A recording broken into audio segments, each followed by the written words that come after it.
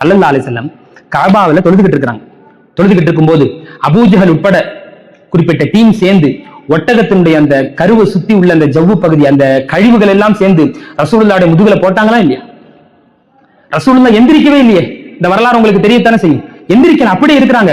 ஃபாத்திமா ரலியல்லாஹு அன்ஹா தான் வந்து என்ன செய்யறாங்க, ரசூலுல்லாஹ்வை தூக்கி விடுறாங்க. அந்த கழிவுகள் எல்லாம் எடுத்துட்டு ரசூலுல்லாஹ்வை நிமித்துறாங்க. அப்பதான் ரசூலுல்லாஹ் எந்திரிக்கிறாங்க. யோசிச்சு பாருங்க, ரசூலுல்லாஹ் அந்த நேரத்துல ஒரு துவா கேட்டாங்க.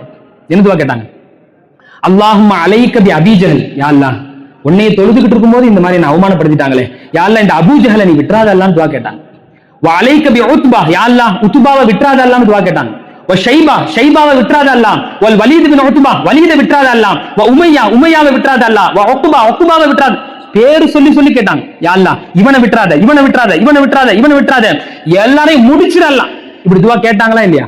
யோசிச்சு பாருங்க. அல்லாஹ் துவாவை கபூல் செய்யணும். யாரோட துவா இது? ரசூலுல்லாஹ்வோட துவா. அல்லாஹ் துவாவை உடனே கபூல் செய்யணுமா செய்யக்கூடாதா? அல்லாஹ் என்ன செஞ்சான்? இவங்க துவா கேட்டு கொஞ்ச நாள்ல அவங்க எல்லாம் சேர்ந்து ரசூலுல்லாஹ் விரட்டி விட்டானோ.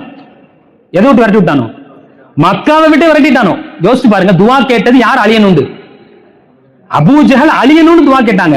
நடக்கிறது என்ன நடக்குதுமா? ரசூலுல்லாஹ் விரட்டி விட்டாங்க. ஆப்போசிட்டா நடக்குதா? அப்படி ஆப்போசிட். கல்லாவை திறந்தா காலி மாதிரி தான். ரசூலுல்லாஹ் கொஞ்சம் கூட கலங்கவே இல்லை. துவா கபூல் ஆகும் தான், கொஞ்சம் லேட் ஆகும். அல்லாஹ்வுடைய ஸ்டைலே வேற, அல்லாஹ்வுடைய சுன்னாவே வேற. அதை நம்ம புரிஞ்சுக்கிறதே இல்லை. சரி, அப்படியே வெளியில போனாங்க. வெளியில போனா சும்மா கிடையாது. இவங்க கம்மியான நபர்கள் தான். எத்தனையோ இடத்துல அங்க சவுர் கொகையில போய் தங்கி மறைஞ்சு மறைஞ்சு என்ன செய்வாங்க, இஸ்லாத்துக்கு ஆபத்தாயிடுமோ, பத்ர்ல கஷ்டப்படுறாங்களே, யா அல்லாஹ் இப்ப மட்டும் நான் ஜெயிக்கலன்னா மார்க்கமே இருக்குமா அப்படிங்கிற சந்தேகம் ஏற்படுற அளவுக்கு கஷ்டப்பட்டாங்க. ஆனா பாருங்க, அல்லாஹ் துவா எப்படி கபூல் ஆக்குறான். ஆச்சரியமா இருக்கு.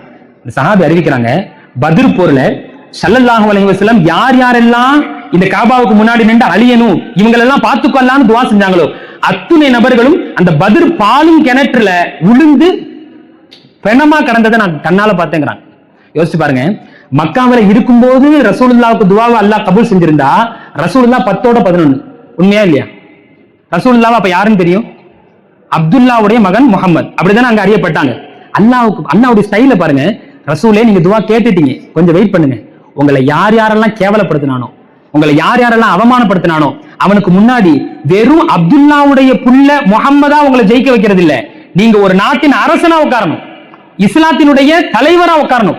அப்படி தலைமைத்துவத்துல உட்கார்ந்த பிறகு யார் யாரெல்லாம் உங்களை கேவலப்படுத்தினானோ அத்தனை பேருக்கு முன்னாடி அரசனா உங்களை பார்க்க வச்சு அவனை கொல்லுவேன்னு நல்லா முடிவெடுத்தான். இந்த முடிவை பாருங்க, ஸல்லல்லாஹு அலைஹி வஸல்லம் வாழ்க்கையிலிருந்து எவ்வளவு பெரிய படிப்பினை கிடைக்கும். இப்படி